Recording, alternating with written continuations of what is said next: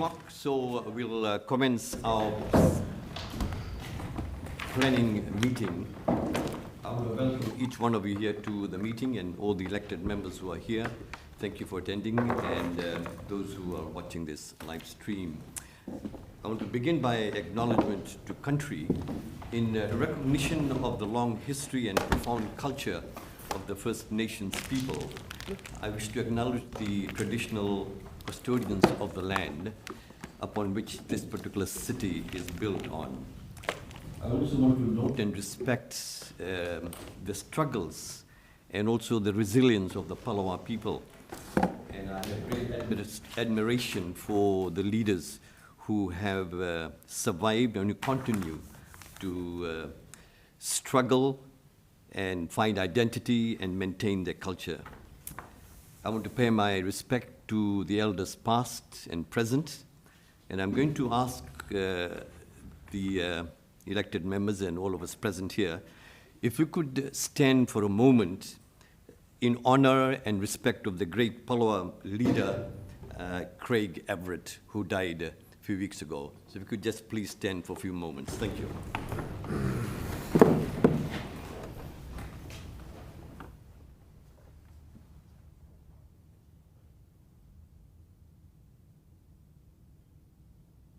Thank you very much. Okay, Craig Everett was a great First Nations leader, and I learned a lot from him, and I want to pay my respect for all what he did and what we learned from him. Confirmation of minutes. Someone move. I'm sorry, there's no apologies or leave of absence. I forgot about that. Councillor Kelly is an apology. Confirmation of minutes. Someone move 19th of November minutes be accepted. Thank you, Councillor Kitsos. All in favour? Aye. Aye. Those against? Carried unanimously. Thank you. Consideration of supplementary items. Special. All right, okay. I'm just being reminded that there are special minutes here as well, which is not in there. So if someone would move the special minutes of that meeting we had. Thank you, Councillor Kitsos. All in favour? Yes. Carried unanimously. Thank you very much for that. Consideration of supplementary items, there being none. Indications of conflict of interest, any? No. Transfer of agenda items, there being none. Planning authority items, consideration items with deputation. If someone would move, deputy, all in favour? Aye. Those against, carried unanimously. The deputation for 7.1.1. Now, committee is now acting as the planning authority under Rule 29 of the local government meeting procedures. 7.1.1, and we have the deputation. So we have Linda Pern, representative. Is she here? No. Okay. So we'll just maybe move on to the applicant, Kate Heckelman, senior planner, on behalf of the applicant. Thank you very much, Kate. And if Linda comes, then we'll have her afterwards. Thank you. You have 5 minutes, and then when it's about 30 seconds left, I'll let you know. Perfect. And then we'll have questions afterwards. Thank you. Thank you. Yes, my name is Kate Heckelman, and I am a representative of RA Planning. We were the consultants that had the planning application to support, or the planning report to support this planning application. I guess my intention of coming along today was to make myself available to council to answer any questions that might come up. In terms, I guess, of I'm aware that council have prepared a significant and I guess pretty robust assessment of the application in terms of the materials that have been provided, and we have gone through a pretty significant exercise of providing additional information throughout the process to assist council in coming to its decision, and I guess being able to make recommendations on the application. So I just wanted to, I guess, be here today to make myself available for questions. Councillor Harvey. Yeah, I've got one quick question to start off. There's an easement on the uphill side, on the towards Glenorchy side, at the edge of the property. I can see that it's an easement that comes off whatever that street is at the top there, I've forgotten the name now. But how does it come through into Newtown Road? It's a walkway. At the moment, it's, I think, used predominantly for kind of access, but it would remain kind of an access easement throughout. There's no, I guess, development proposal that, in terms of buildings, that is proposed. Yeah, I'm just curious because on the plans, you can't see where it joins with Newtown Road.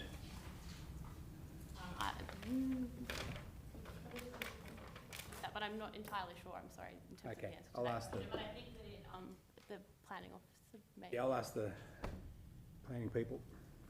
Any other questions? No? Councillor Basalt. Thank you, Chair. I guess a couple of questions. How did you find the experience with council in terms of the pre-application and getting to this point of having a DA recommended for approval? Has it been relatively smooth and fast, would you say?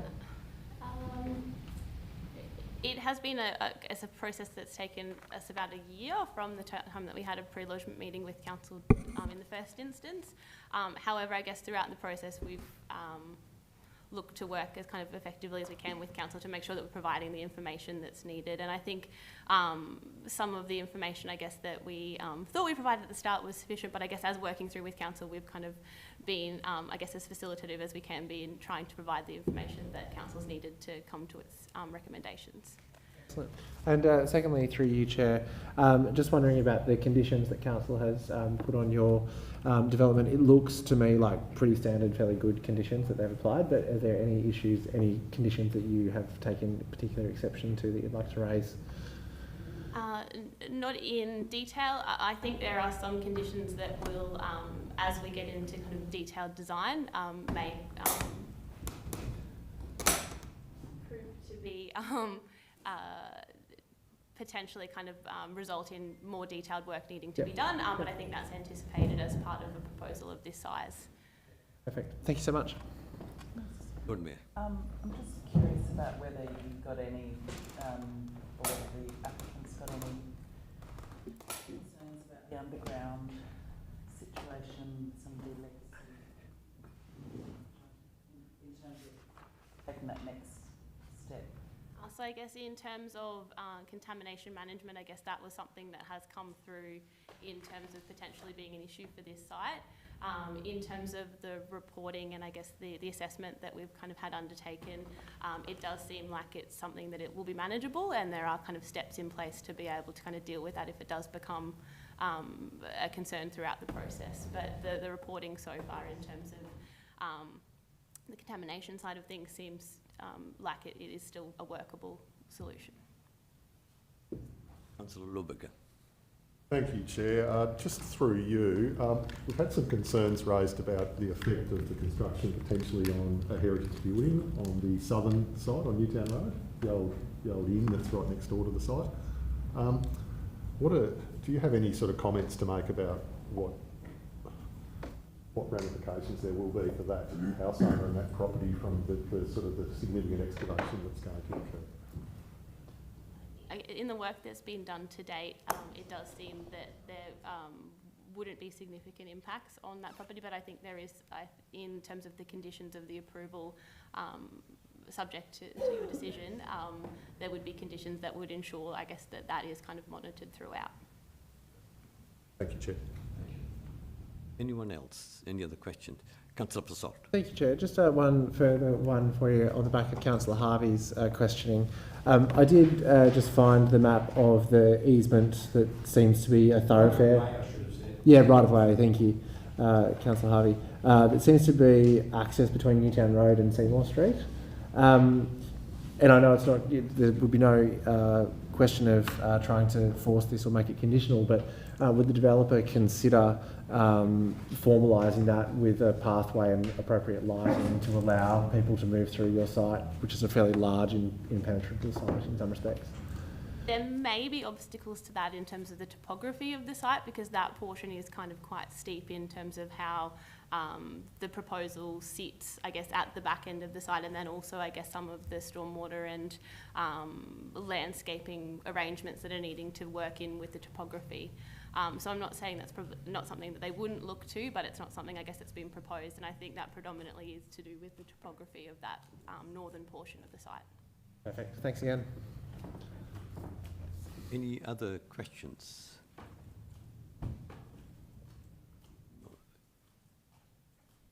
Kate, thank you very much. Okay, all right. Thank you very much, appreciate it. Now we have Linda, who has just arrived, Linda Pern, as the representative. Linda, please come over up the front. You have 5 minutes, and when it's 30 seconds left, I'll let you know, or we'll ring the bell, and then there'll be questions afterwards for you to answer. Thank you. Thank you, Councillor Dutta and councillors. Excuse me, I'm just a little bit late. I really want to support the project, so thank you for this opportunity to raise a few issues. I'm a resident. I live in Jennings Street, which is 2 streets along Clare Street, from on the other side of the development. And the main issues that I find will impact our residents the most are still to do with the traffic and the parking impacts in our area. The main community users and residents at the moment are using Clare Street and Seymour Street and Jennings Street, and it's quite difficult to get parking as it is, even during the vacation period. So with the development, Irene Inc. has reported that for a multi-use compliance area, the development should have 106 parking spaces, required for this area on the site. However, only 70 are in the current plans, which is a shortfall of 36 vehicle spaces, according to our own planning guidelines and to Irene Inc.'s report. For this, today, I walked down our street, Jennings Street, 2nd Street along. That means every single parking area outside the houses along one side of Jennings Street may be taken up by the shortfall of the parking required for that development. So that's on one side. At the moment, there are very few vacancies along the street for our own vehicles and visitors to the area, and we do service community groups and services in that area. We have Relationships Australia, Clare House, we have Friends Health and Fitness, people parking for to go to Calvary even, because it's quite difficult at times to park there. So this shortfall, if we could have a consideration for compliance, that would be good. And particularly considering, even though we're on a public transport route, people who have accommodation and short-term accommodation still have visitors, staff visitors, etc. The other issue is to do with the type of use for the gym, consultation room, cafe. Are there sufficient parking spaces to accommodate those people coming and going? And also the disability and mobility, people who require access. There are 2 spaces for disability, and that to me does not seem to be adequate for a good community building in this day and age. The visibility issues to do with the traffic impact along Clare Street is another issue that Irene Inc. raised. about the obstructed site as not being permanent, and that is where it's exiting the actual site coming out of the back side of the service development. Now, whether that's for service vehicles or whatever, if these are larger vehicles, then that's likely to obstruct further that street. School days buses, quite wide, and vehicles access, there are conflicts. I ride my bicycle along there, and basically I have difficulty. I have to put a stop there. So they're the main issues. Thank you. And especially that the parking allocations and the Clare Street entrance and exit and along from Augusta Road to Seymour Street. That is very difficult, especially the way the street is designed with the parking there, because there are different posts. Another issue of just winding up, so traffic and parking, is the contamination of airborne and industrial contamination of that site. And as a neighbour, there will be a protective gear and contamination management on site. However, we are in direct flight, if you like, for airborne and particulate matter, and I think that needs to be really carefully considered for neighbours to be given notice and protect the public from environmental hazards.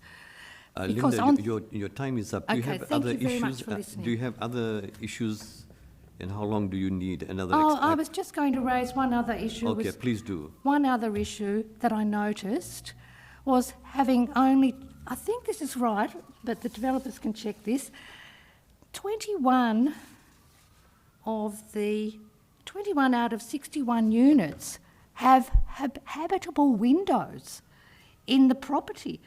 Now, I think for a modern building, that's not very good for well-being if we don't have a habitable window in a modern construction. So I don't know what that's about, and I just think I'd like to raise that because I think that's important for community well-being and our community neighbours.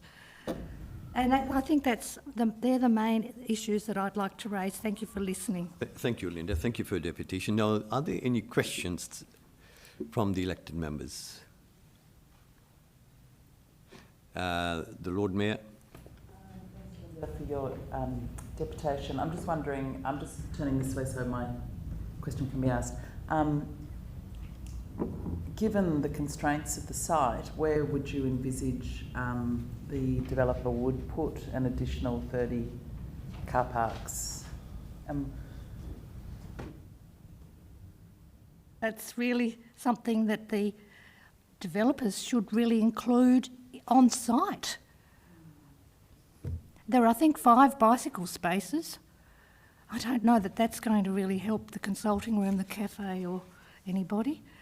It's from recollection, but that to me is quite a significant shortfall because even if people aren't using vehicles, they will have a visitor, a carer, short-term stay accommodation, and it's already an issue. Any follow-up question? No, Councillor Elliott. Thank you. Are you able to shed any light on the availability of residents parking in Jennings Street? Do you have any parking reserved with like a 2-hour residence permit space? In Clare Street, we have several 2-hour slots outside the obstetrician's area, and also outside an elderly neighbour has no off-street parking whatsoever, and when she leaves her allocated spot, she pays for that. She has to park at the bottom of the street, and at the moment she's got no mobility. So her daughter's caring for her, no off-street parking, and that 2-hour restriction, once you leave that site or park a vehicle elsewhere, there's no way to access that particular site.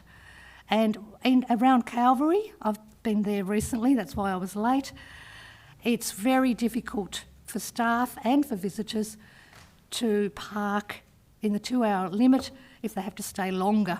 and they have to move their vehicles. So I don't think it's going to change anything by putting 2-hour restrictions in place. It may help some people. Thanks, Louise. Any other questions? No, thank you. No. Any other questions, Councillor Harvey? Yep, thank you. You raised the issue of habitable windows. Do you mean that windows that don't have a view or don't have sunlight or face onto a brick wall, or what do you mean? I'm not sure. I didn't actually. That's Irene Inc.'s report that I read, and I put this together when I looked at this in December. So I think that's something they could look at. I'm not quite. So just check that, and I was a bit surprised by that myself, and the size of the one-bedroom apartments. I think 20 square metres. But that's what it's designed for. Any other questions? No other questions. Thank you very much, Linda, for your presentation. You can go back and sit now, and I'm going to ask Kate if you don't mind coming, just in case, I would give you the opportunity to respond to some of those things. Yeah? Thank you. Thanks.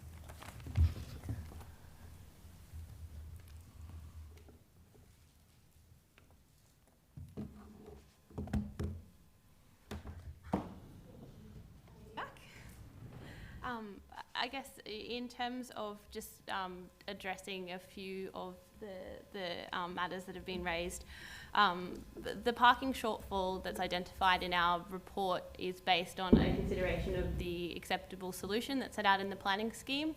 The response, which it obviously does not meet, however, that just means that the proposal needs to be assessed against the performance criteria of the planning scheme, which provides a mechanism for further consideration of the parking in the context, I guess, of the use and the place and its locality. We had a traffic assessment commissioned by Midson Traffic, and that traffic assessment, which I guess has been relied on in Council's assessment of the application, has considered that the shortfall or that the parking that is provided is appropriate for the extent of the uses that are proposed and I guess the operation of the site. In terms of the habitable windows matter, that one, I guess, I think in the context of the planning report, that's more talking about habitable windows not facing and overlooking some of the neighbouring properties. So each of the units that are in this proposal all have a private open space kind of courtyard arrangement, and all have been designed to optimise solar access for each unit in terms of I guess the separation of the buildings and the massing of the buildings to provide enough opportunity for natural light throughout the whole development, from I guess the residential component through to the short-term accommodation component as well. Thank you. Councillor Passot. Thank you, Chair. The representative just made some commentary around both bicycle parking and accessible parking, given the nature of the professional services that are likely to be there, which I think we can only guess because they would require a tenancy, right? So we don't have the tenancies, unless, are there tenancies? Not at this stage. Not at this stage. I'm certainly aware that there is a high need for medical type professional suites around Calvary, and I would anticipate that is a potential use for the site. But certainly it seems to me that the DDA parking is probably insufficient, and certainly if there's employees there and residents, 5 bicycle parking spots does also seem inadequate. So I was wondering what you had to say to that through you, Chair. In terms of the DDA parking, I guess what has been provided is at the moment in alignment with the standards for provision of DDA parking. However, that might be kind of something that is looked at in the future in terms of the breakup of that parking when tenants are kind of actually looking at the, I guess, fitting into the building. And I guess it would be something that we'd look to prepare as kind of a minor change if we needed to look at that. But I guess at this stage, the operation of the site is not kind of locked in terms of users. In terms of the bicycle parking, what's been provided is, I guess, effectively a storage area. So I guess there is capacity, I think, beyond 5 bikes to store in that room. that is kind of in the basement area, and there possibly is opportunities to provide bicycle parking in other places throughout the site. Thank you. Any other questions? Thank you very much, Kate. Appreciate it. Now, we have Choi here with us, and I'm going to ask him to see if he can help us out with some of...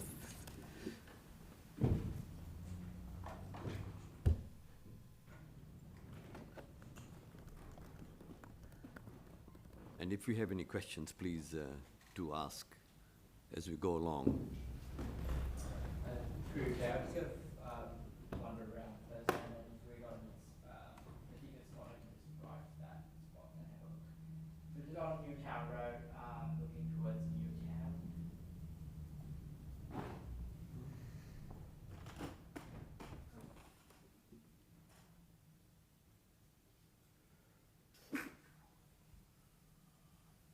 Back the other way around. Looking back to the city on Newtown Road.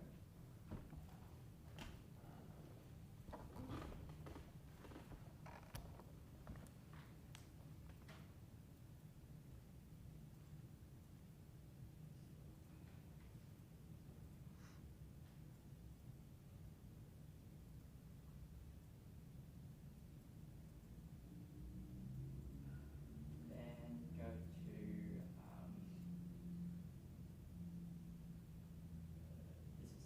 Seymour Street or Clare Street. Clare Street.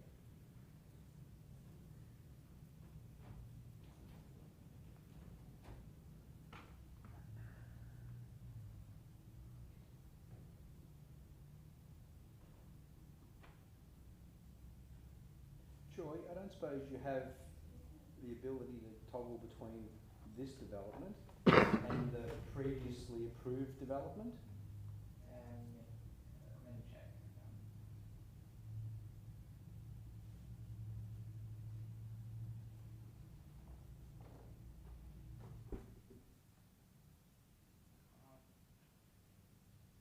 Hospital, was it? Yeah. That was the approved version of the hospital, yeah.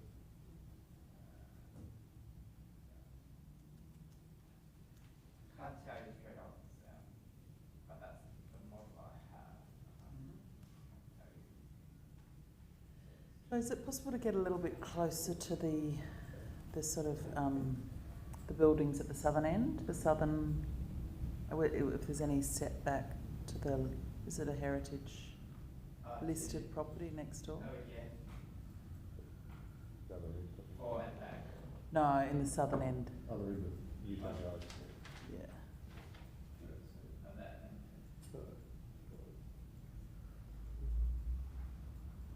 then. Still Newtown Road, but Oh, Stephen. yeah. Yeah, That one there. Yeah.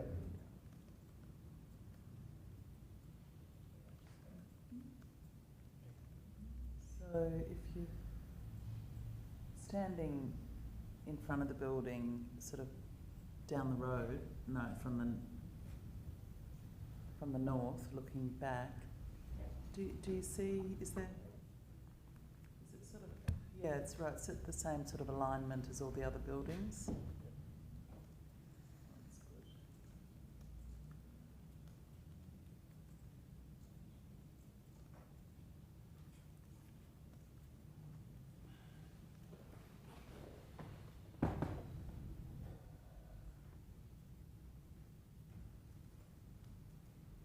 We'll look at that one, Troy, during the middle of winter, just with the shading.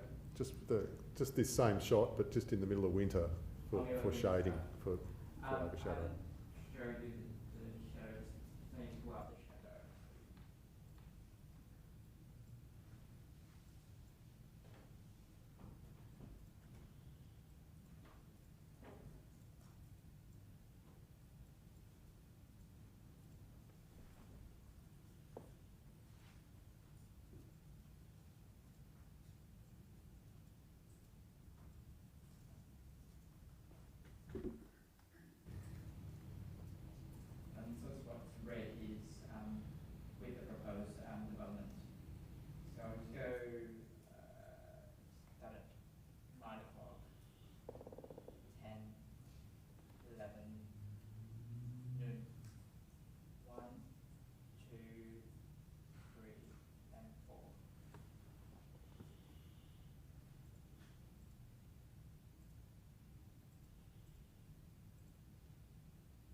So that's in winter? Yeah. Yeah. Yeah, it'll be pretty shady.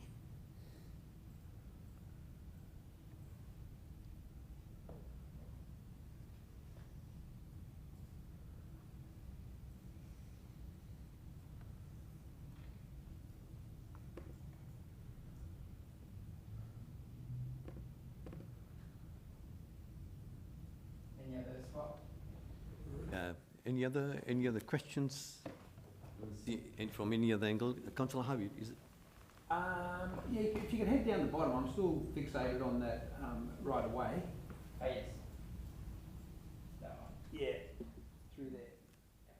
So that's a pedestrian pathway.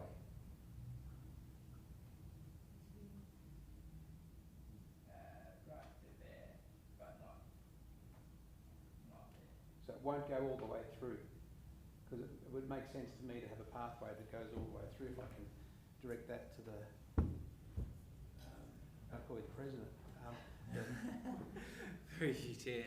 The extent of the right of way, the kind of the existing right of way, kind of finishes as it kind of partially goes into the lot kind of proper, but doesn't extend all the way through. And it's really predominantly part of it's a service easement kind of running along the back of the lot, and this section here is a right of way to provide access to those the Seymour Street properties that are either side of it. So, so that not would be walkway, something. so- Yeah, no, it's not a right of way, a public right of way at this stage. So it's to access the back of those properties. That's right. That's correct. It stops. I think one of one of the early site plans in the document kind of shows the orange level of the extent of the easement. So at the very start of the actual attachments.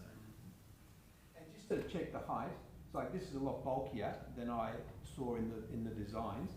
So I'm just curious about the variation in height between the approved hospital and this one. This one seems taller than the previous hospital development. Is that correct?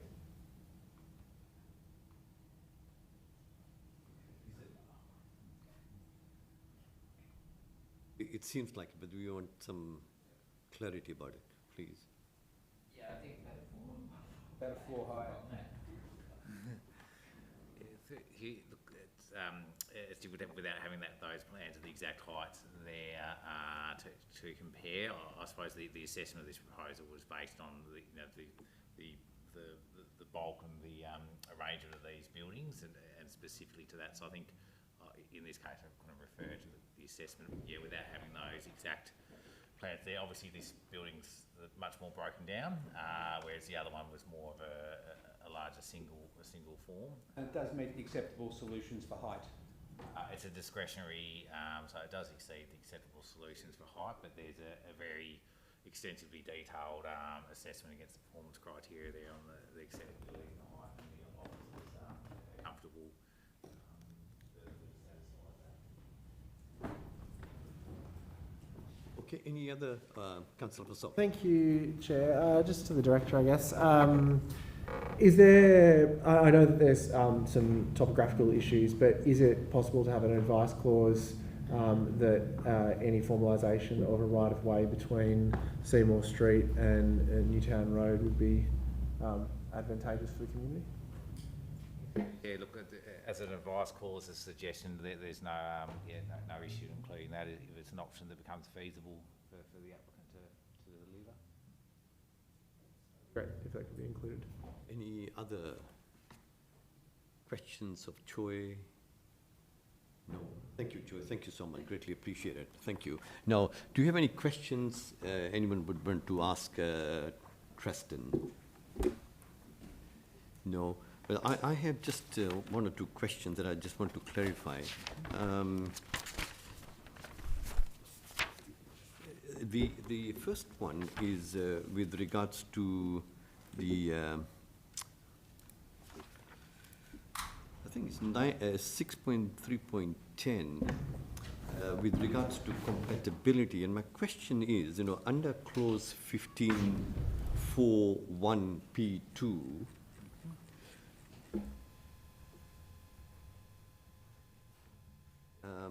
is it compatibility in that clause, in that criteria, or is it detrimental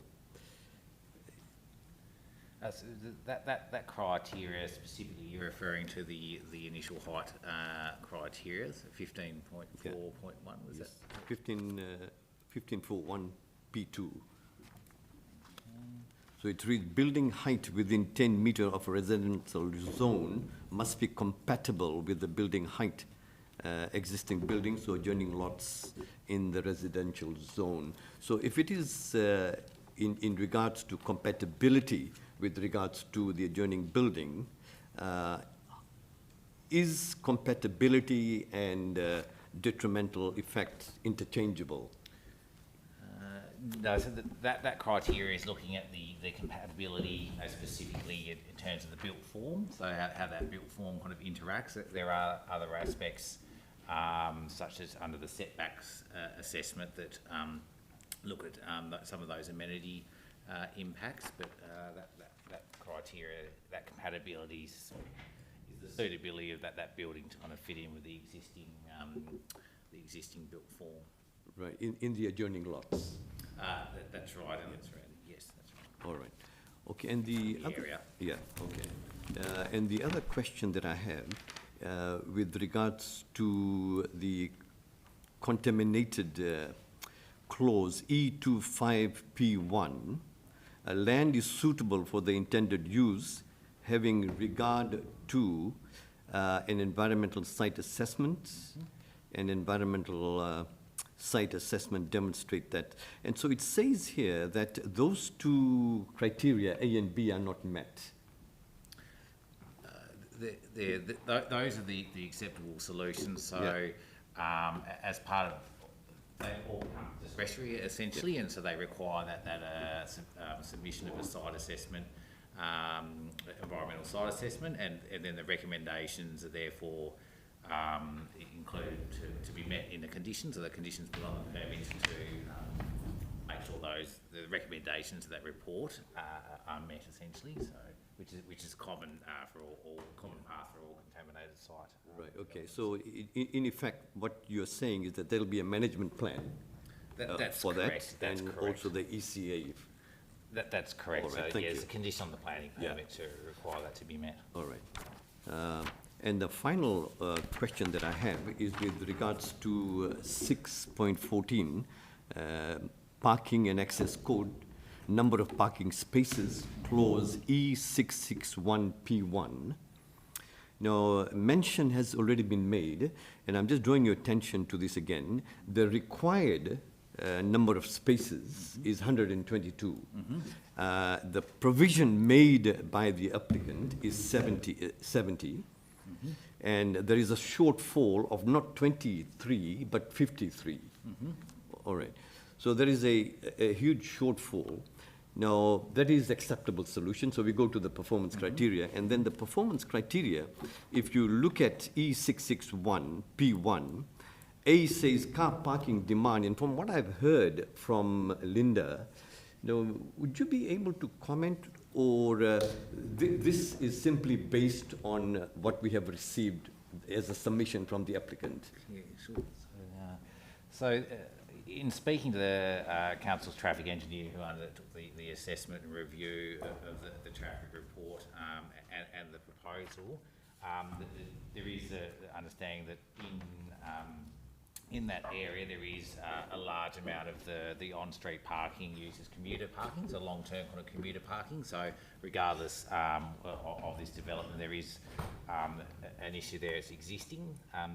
The applicants put forward in their report a recommendation for their traffic engineer that time-restricted parking be applied on Newtown Road to assist with the existing situation and the proposed situation of the development.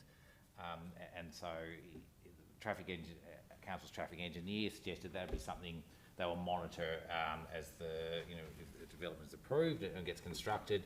And the uses are refined, and the final uses and their essential their kind of generation of car parking will be assessed, and then at that point they'll consider the timing of those parking areas. I think that there is a significant shortfall in terms of the acceptable solution, but I think it has been a view as Hobart is a municipality, and a more inner-urban municipality, that those car parking figures are a statewide, essentially a statewide figure, and that they are very high because they cater all kind of regional, urban, suburban areas, and that's why the performance criteria that is there to really allow consideration of that different environments and inner-urban and location and different uses. Thank you. No, Councillor, the Lord Mayor, sorry. Just a follow-up question on that one.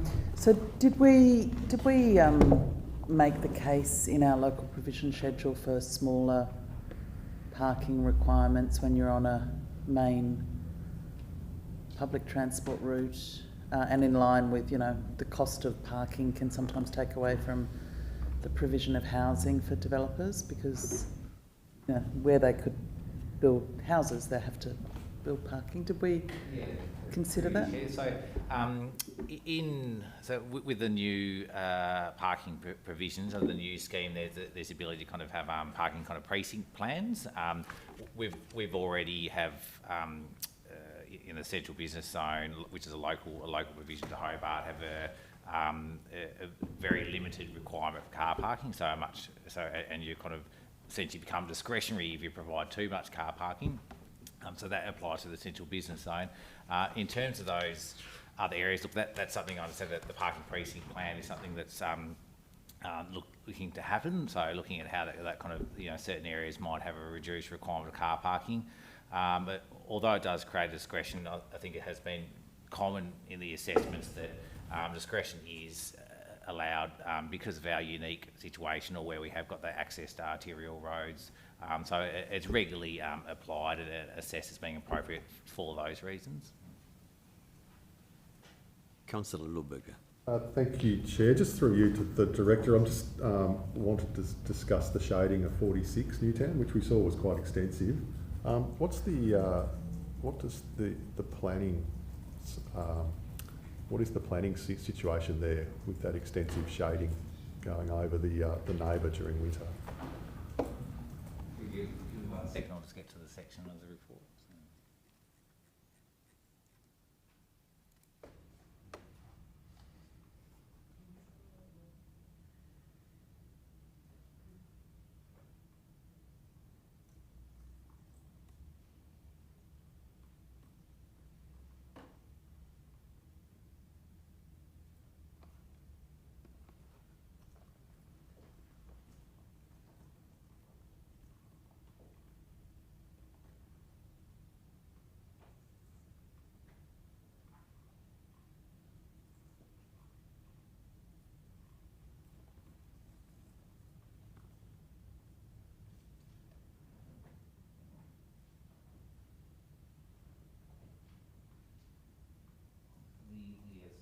Officer looked at those, the hours of kind of impact and the level of impact, and determined that was an acceptable level of overshadowing. Obviously, all development, majority of development, depending on the aspect, even a lower residential scale, can have some kind of overshadowing effects, but the officer has assessed those as being not unreasonable in this case. Any other questions? No, someone would like to move the recommendation. Moved by Councillor Passault. Now, any discussion, any debate? Councillor Passault. Yeah, thank you, Chair. Again, it's pleasing to see these very large, underutilised urban spaces having a new life. This one has been vacant for as long as I've been in Hobart, I believe. And in a housing crisis, to see any increase in housing for Tasmanians is a good thing. It is somewhat disappointing to read that the majority of the dwellings will be reserved for visitor accommodation at 38 of the units. However, 23 are residential, and that is still 23 more homes for Tasmanians. It would be great if the applicant would consider that ratio and the provision of further housing as part of this development application as it moves through the process, as I think it's in the public interest and in the good of all Tasmanians if we can increase that even by 10 to provide 33 units rather than 23. But all in all, I think it's an excellent proposal, and I look forward to the provision of more housing, more professional and consulting rooms, in particular in a vibrant and busy part of town on a public transport route. It's a good development, and I thank the developers for their interest in investing in Hobart. Any other? Councillor Harvey. Yeah, thanks, Chair. I'll be voting in favour of the development. I think it's a reasonable development for that site. It's a site that's been a bit of a scar on Hobart for a long time. I'm hopeful that the developers can pull it off, that they don't get a DA and, it doesn't get built. So I'm hopeful they will complete the project. I also don't have too many problems with the shortfall in parking. I think it's close to public transport. It's an easy walk into North Hobart, Newtown and the city. So I'm happy with the parking. I don't mind the shortfall. I would like to see a lot more, emphasis on bike parking. 5 is not bad, but 10 would be great and 20 would be excellent. If there was more space set aside to encourage people to ride bikes and be able to keep them safely without having to carry them up the stairs to their units or their apartments. That little walkway, I would like to see that developed if that was a possibility, to put some steps up to Newtown Road. But anyway, that's not something we can enforce here, but if they could take that on board, I think that'd be a little bit of an extra bonus for the community to have a walkway through. But overall, I'm supportive of the project. I hope they get it out of the ground and complete. I hope it looks great. It looked better in the plans than it did on the screen there and in the fly through. But thanks, Choi, for showing us that. So yeah, I'm happy to support this tonight. Any other speakers? Deputy. Yeah, thank you, Chair. I just wanted to thank the individuals for coming in and providing their deputations.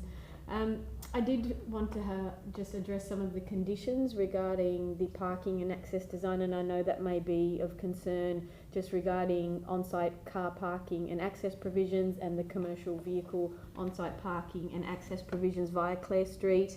It was also included at page 13, if people want to have a look at that, around the traffic design, traffic management and the access driveway, and I think something that Linda also discussed as well regarding the contamination, which I had concerns about as well, and I think it was something that was also part of the previous development that we'd actually discussed here.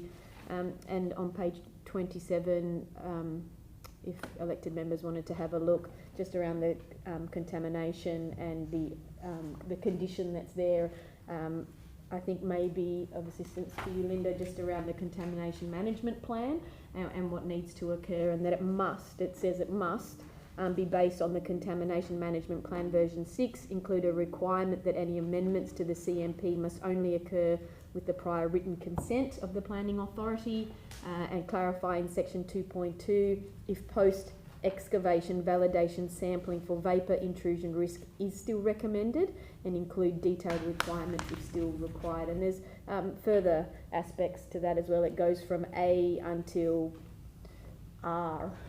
So lots of requirements there under the contamination, the conditions requiring that contamination aspect. So I hope that alleviates to some degree. Thank you very much, Chair. Any other? Councillor Lohberger. Thank you, Chair. I've had a good look at this one. There's an enormous amount of paperwork to go through for this particular application because there are a lot of performance criteria. Overall, I had some concerns about the height, but I do think it is compatible with other buildings in the area. I obviously have concerns about shading. I do think it's a bit unreasonable, the shading on the southern side there. However, it seems that the staff assessment is that is okay. And I'm quite concerned about parking. However, there really isn't any more parking. And as already mentioned by other elected members tonight, we run the risk of forcing people to put car parks in where they've actually got residences at the moment and having less residential properties as a result. So overall, having gone through an incredible amount of paperwork in the last 3 days, I am supportive of this proposal. It is an absolute eyesore, that site. and it is fantastic to see a development proposal coming forward that includes some housing. While the hospital was a sad loss, this is a residential area, and I'm quite happy to see the residential component. I am a bit unhappy about the proportion of short-stay accommodation units. However, there are quite a number of hotels around this site within 2 or 3 blocks in a few directions. And I do think that this area is able to cope with a mixture of residential and tourism accommodation. So I will be voting positively for it. I do welcome the development, and as I said, I'm very pleased to see something finally happening on this site. I'm not particularly happy about how the building looks, but that of course is not within our purview here, unfortunately. So thank you, Chair. I will be voting in favour. Any other speakers? Councillor Kitsos. Thank you, Chair. Look, I'll keep it brief. I think most of the points have been made around the table. I'm really happy to see this site being developed, and I think it's a really appropriate development for the site. I really like the mixed use that this development embodies. I think that's really significant for the area. Again, like Councillor Lohberger, the visitor accommodation versus the residential, I think it's really good that we're building purpose-built visitor accommodation rather than changing our residential housing into visitor accommodation. This is a more welcome approach in my mind to visitor accommodation. I also, I get a bit frustrated with the discussion around car parking.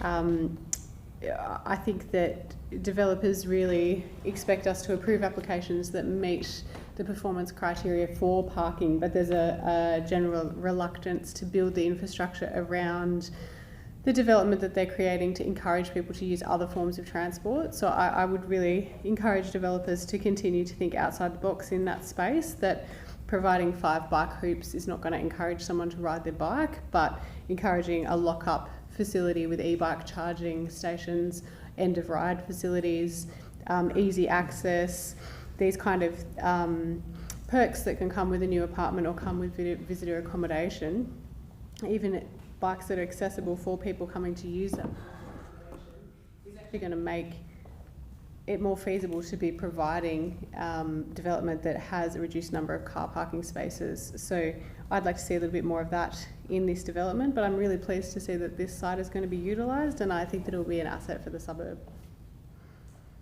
Any other speakers? Yeah, look, I remember the debate on this when it was going to be a hospital, and the height was an issue on that, and they went through plans after plans. And people were saying, oh, what do we need a new hospital in Newtown? Here we've got an opportunity, irrespective of whether or not the visitor accommodation is 38 units, who knows, in the future they could be still turned into accommodation, because visitor accommodation units are like that. We've got 23 more new units. This is 23 more than what than we have today, to my point of view. If we get 23, it's better than 0. And I think the other business component will actually assist the area. Look, at the end of the day, if we had a perfect plan of how we'd like to develop a city, we would no doubt do it differently to how we've evolved since the 1800s. And I have no doubt that in 100 years' time, someone's going to look back at what has happened in the last 100 years and also say, why did they build this and why did they do that, and how did that get through? I think we ask those questions at all times. And I think sometimes we've got to look at the situation at a particular point in time. Do we want to see this site just continually be an eyesore like many other sites in this city? I don't think so. Is this perfect? Well, to some of us, we might think, yeah, look, this is a great development. To some, it's not perfect. I've always looked at planning, taken my viewpoints there, but at the end of the day, I also take into consideration planning experts. And what I've read in this report, our planning experts have come up with a determination, and I'm happy to support that determination. Any other speakers? Councillor Elliott. Yes, thank you. I wholly empathise with the residents in proximity to this development because it will undoubtedly have an impact, especially from a parking point of view. And I would encourage residents and officers to look at increasing the residential permit zones from the construction phase as well. And if the community have concerns around struggling for parking, then I encourage them to reach out to me, and I'll see if there's any ways that I can help. But overall, we're voting for the project because it complies, in my opinion, and complies in the opinion of the planning professionals. I do think that the ratio between short stay and residential was to be, as is said in the plan, in reality, that the higher number of short stay properties will actually alleviate the parking pressure, because short stay people tend to come in a single car rather than residential where there tends to be a car per bedroom. So I think that will help ease the pressure. And as I've said publicly, I wouldn't be surprised that the number of short stay properties in this development is an intentional strategy, given that the council is looking to ban short stay. So all in all, I think it's a positive development and I hope it gets built. Any other speakers? No, I just want to make a few comments. As we are planning committee, we don't come here to make the decision based on an empty space or empty plot. And because it's empty for years, let's build something. I mean, that's not the way we work in this particular committee. Also, I make the observation that we are not here to rule on the basis of 23 multi-dwellings and only 38 short-term accommodation. I mean, that's not the rule that I have been given here.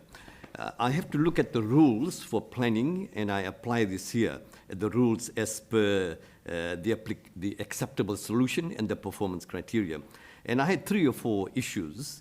And the first one was with regards to the clause 15.4, compatibility, or is it detriment? Now, the answer was given to me, and I'm quite satisfied that in the context of compatibility, does that harmoniously sit in that particular lot?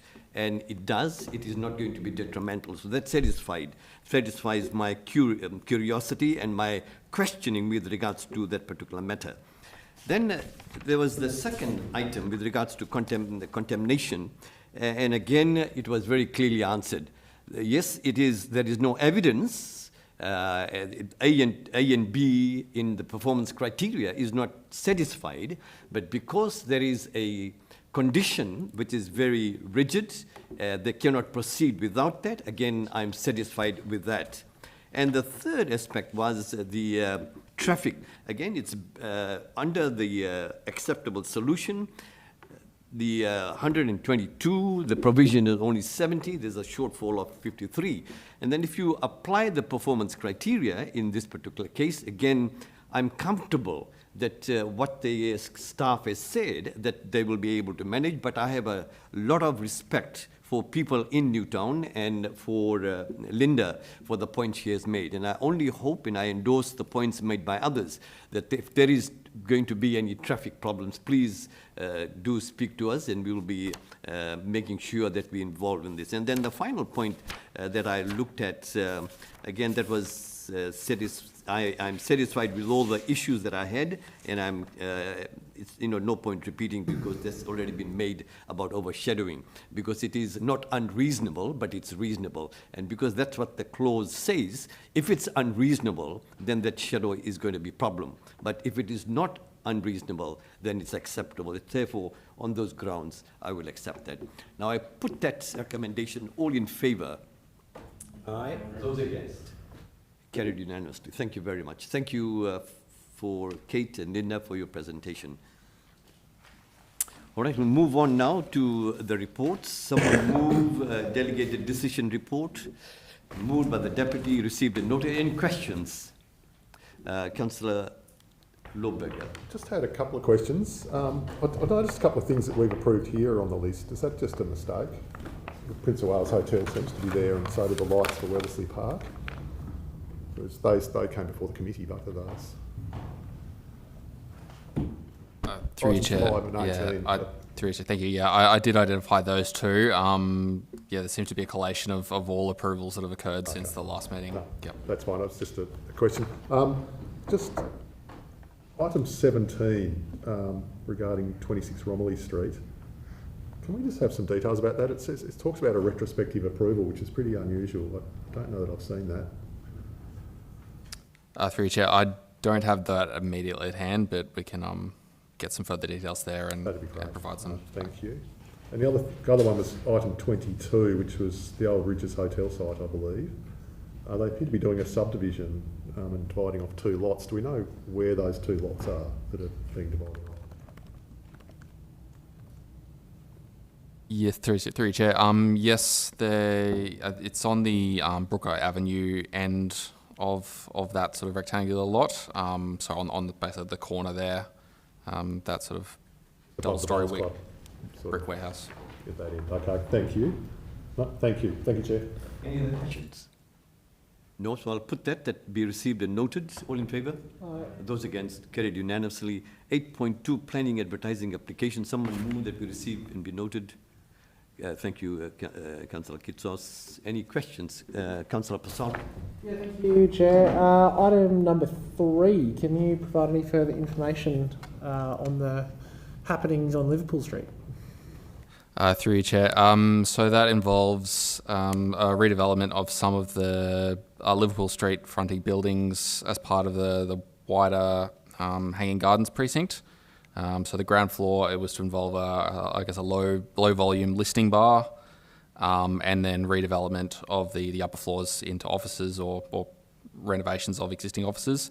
Some alterations to the rear elevations of that building as you sort of look at the rear from the Hanging Gardens precinct as well. Perfect. Thanks for that. It's exciting. Just got one here too. Like item 27, which is 88 Goldman Street. I think it's Narara Backpackers currently. And they've applied for a partial change to residential. I just wanted to check that we're sort of talking about a caretaker here and not that there's not some change in the overall use of that building starting here. Yes, through you, Chair. Yes, so that involved construction of a small 2-storey residential dwelling at the rear, rather than any. I'm not sure particularly about the involvement with the existing backpackers on the site, but certainly wasn't to replace it. Fantastic. Thank you. Thank you, Chair. Any other questions? No, can we put that, please? All in favour? Aye. Those against? Carried unanimously. Thank you. Questions without notice? Any questions? No questions. Someone move? Oh, okay. Sorry. Councillor Passal. Sorry, Chair. Yes. Could the Planning Authority be updated into any planning limitations or tools available to better incorporate rivulets and overflow flooding into the planning scheme? Hoping that makes sense. If it doesn't, I can rephrase. It might be something you'd like to take on notice. Yeah, look, we'll obviously take that one on notice to our stormwater team, but yeah, maybe a bit of clarification. Is that to kind of deal with just kind of flooding impacts, or just a little bit of clarification? Chair, through you. So we had a briefing on Monday, and it was kind of discussed that there was no planning tools currently used to prevent development in known flood zones of overland flows. More just stormwater analysis. So interested in exploring what tools might be available to limit development where flooding is likely.